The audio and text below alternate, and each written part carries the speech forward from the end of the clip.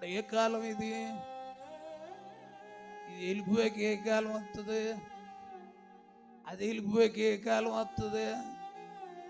ఎప్పుడు వర్షమే పడాలంటే పడద్దా? గుర్తుపెట్టుకోండి, దేవుడు మనిషికి సుఖ దుఃఖాలు జతపరిచాడు. ఏం జతపరిచాడు? సుఖము ఎంత ఉంటుందో దుఃఖము కూడా అంతే ఉంటుంది. సుఖ దుఃఖాలు రెండు సమానంగా పెట్టాను అన్నాడు. పుట్టిన ప్రతి వ్యక్తికి నేను సుఖము పెట్టాను, దుఃఖాన్ని పెట్టాను అన్నాడు.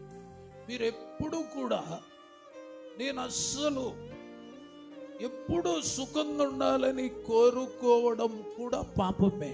అంటే దేవుడు ఆజ్ఞను అతిక్రమించినట్టేనా? అంటే దేవుడు రెండు పెట్టాడు కదా, సుఖము దుఃఖము రెండు సమానంగా పెట్టాడు.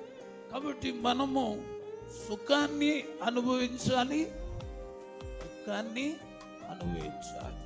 సుఖం ఉన్నప్పుడు స్తుతి కోటాలు ఎట్టుకోవాలి, దుఃఖం ఉన్నప్పుడు కూడా. దుఃఖం ఉంటే కోటం పెట్టం, మనం సుఖం ఉంటేనే ఎడతాం. దేవుడికి స్తోత్రాలు. సుఖ దుఃఖాల్లో కూడా దేవుణ్ణి సమానంగా స్తుతించాలి.